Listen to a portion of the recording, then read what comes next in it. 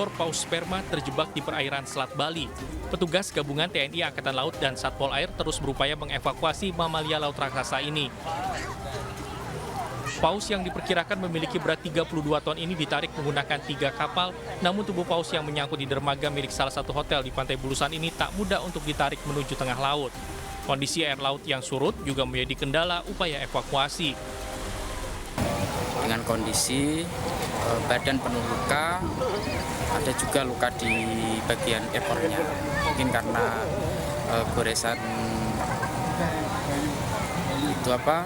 kayu akibat kebasannya di dermaga itu tadi. Diduga paus sperma ini terdampar akibat gangguan pada organ sensor dan rantai makanan. Dari Banyuwangi, Jawa Timur, Eris iNews melaporkan. Sejumlah pasangan mesum terjaring razia petugas di sejumlah hotel kelas Melati, Makassar, Sulawesi Selatan. 21 dibawa petugas ke kantor Dinas Sosial Kota Makassar.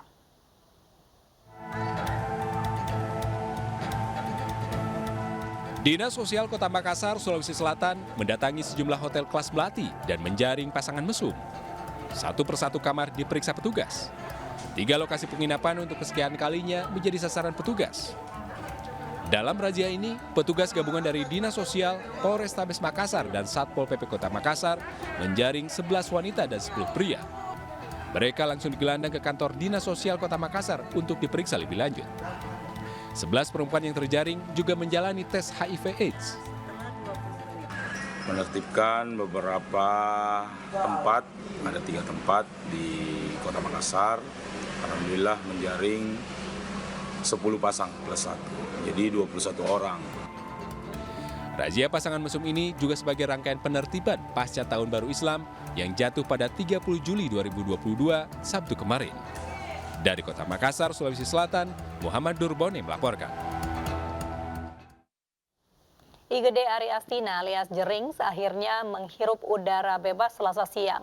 Penabuh drum grup band Superman is Dead ini mendapat kesempatan cuti bersyarat sebelum dinyatakan bebas murni.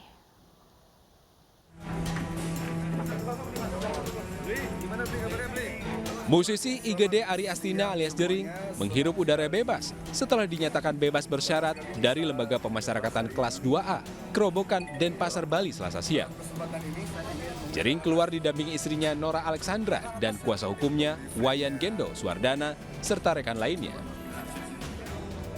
Sebelum meninggalkan lapas, Jering menyempatkan diri manggung bersama band Antrabes. Jering menyatakan terima kasih kepada banyak pihak yang sempat membantunya dan akan fokus untuk berkreativitas di bidang musik. Kami punya sekitar 6 lagu yang tinggal ngisi vokal aja. Jadi nanti Flaminora juga akan rilis album. SID akan rilis 2 single, Juni dan mungkin Agustus dan September. Dan ya itu tadi, untuk sementara mungkin sebulan 2 bulan saya mau fokus sama ST dulu. Selama menjalani cuti bersyarat, Jering diwajibkan menjalani pembinaan di Balai Pemasyarakatan. Jering harus menjalani wajib lapor sebulan sekali. Cuti bersyarat dalam arti bukan bebas murni, tapi masih ada syarat-syarat yang harus dilakukan oleh Jering. Salah satunya nanti ada komunikasi dan syarat-syarat yang ditentukan oleh Bapas. Oleh karena itu mungkin waktu di sini sebentar saja karena dari lapas nanti akan dibawa ke Bapas serah terima dengan Bapas. Nah, selama cuti bersyarat, nanti itu pengawasan ada di bawah tanggung jawab Bapas. Sebelumnya, Jering tersandung masalah hukum usai dilaporkan Adam Denny ke Polda Metro Jaya pada 10 Juli 2021. Ia diduga melakukan ancaman lewat media elektronik kepada lelaki 26 tahun tersebut. Jering divonis bersalah oleh Pengadilan Negeri Jakarta Pusat dengan pidana 1 tahun penjara dan denda 25 juta rupiah. Dari Badung, Bali, Indira Ari, iNews melaporkan. Warga desa Pengadang, Kabupaten Sangagu, Kalimantan Barat dikejutkan dengan kejatuhan sampah antariksa di lahan warga. Diduga sampah antariksa itu roket buatan Cina Long March 5B yang diluncurkan dari Cina Selatan.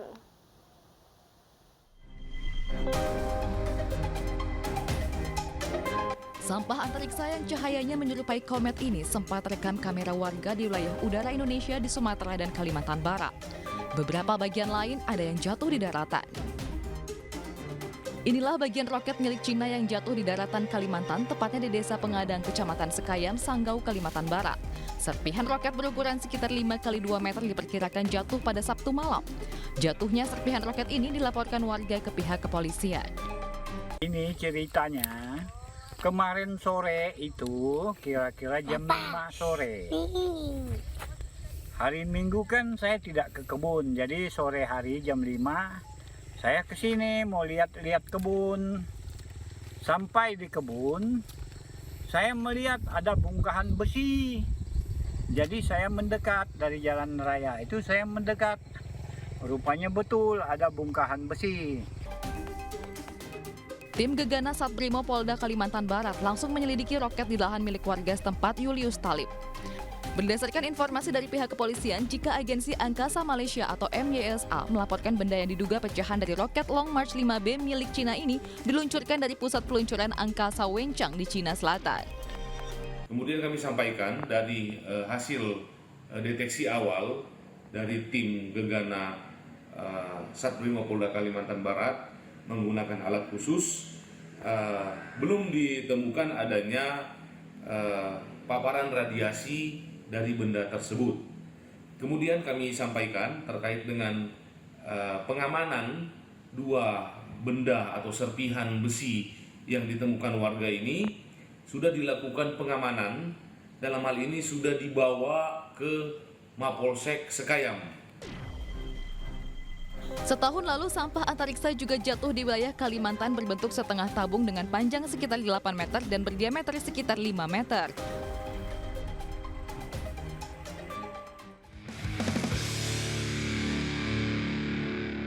Acara ini dipersembahkan oleh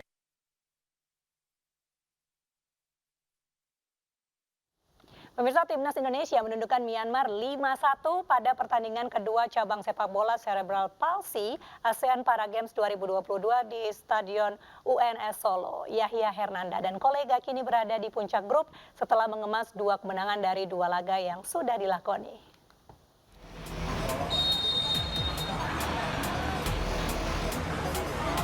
Bertanding di Stadion Universitas Negeri 11 Maret Solo, Jawa Tengah, Timnas sepak bola Cerebral Palsy Indonesia mencetak gol cepat pada menit pertama lewat defender Yusuf Suhenda.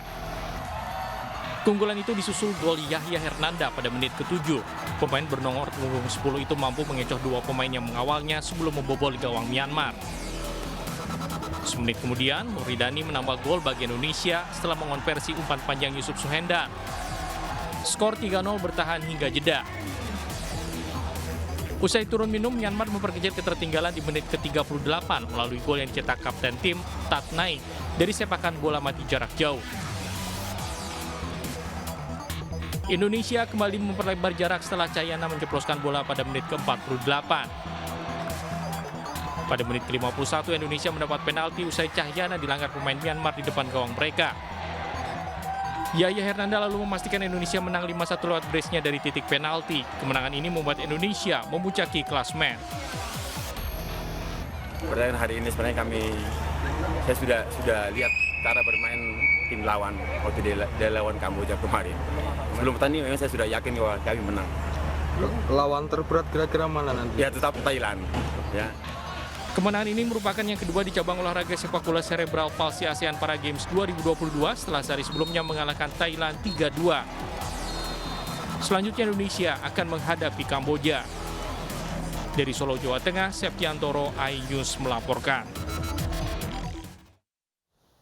Sementara itu pemirsa, 2 emas disumbang 2 atlet para atletik Indonesia. Salah satunya disumbang Karisma Evi di nomor lari 100 meter putri.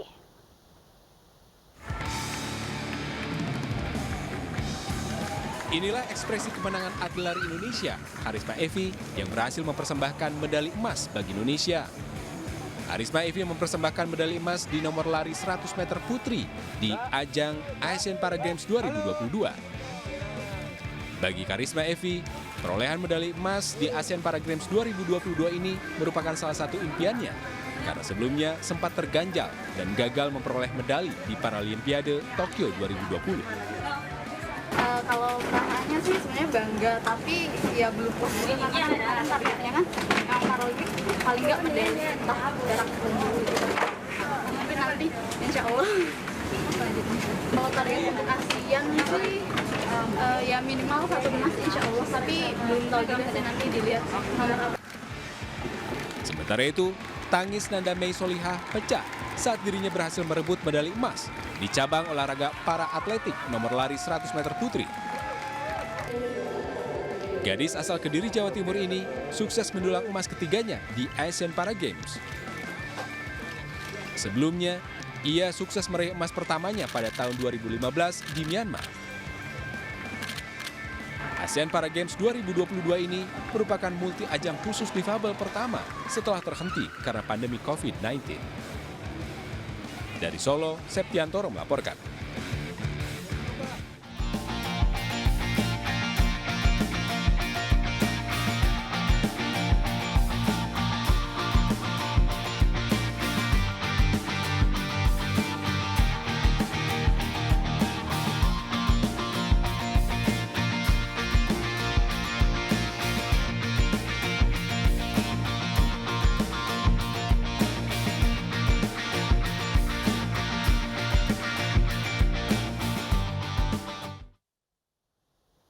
Lifter Indonesia Ninengah Widiasi meraih 2 medali emas di Asian Para Games 2022. Raihan itu membuat ia pecahkan rekor baru.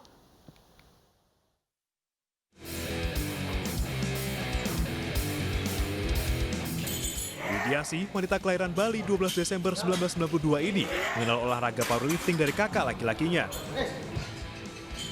Berawal hanya memainkan alat gym, namun seorang pelatih mengundangnya untuk ikut berlatih olahraga powerlifting. Kompetisi awal yang diikuti Widi, yaitu Para Games Pelajar Nasional, dan turun di kelas 40 kg pada tahun 2006 silam, sehingga menyambut medali emas. Widi memulai debutnya di kompetisi internasional, mengikuti Paralimpiade London, Inggris pada tahun 2012. Widi berhasil menempati posisi kelima dengan angkatan 78 kg.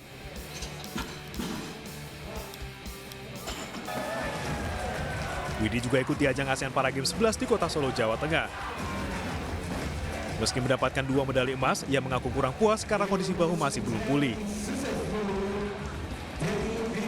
Kondisi bahu saya kurang fit, honestly, tapi mungkin itu bukan jadi suatu alasan ya, karena biar bagaimanapun yang namanya sudah di pertandingan, siap dan nggak siap, sakit apapun harus kita hadapi.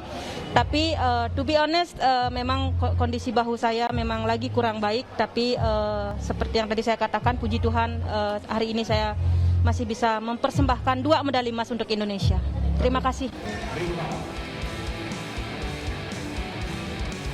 Tak hanya merebut 2 medali emas, Widi berhasil mengangkat beban seberat 97 kg atau lebih baik dari rekor sebelumnya di ASEAN Para Games 2017 di Kuala Lumpur, Malaysia.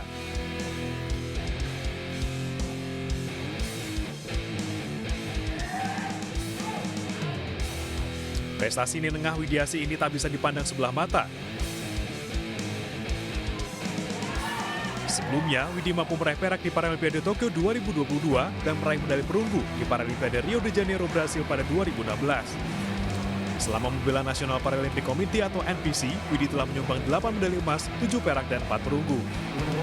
Dari Surakarta, Jawa Tengah, Septiantoro, iNews melaporkan. Acara ini dipersembahkan oleh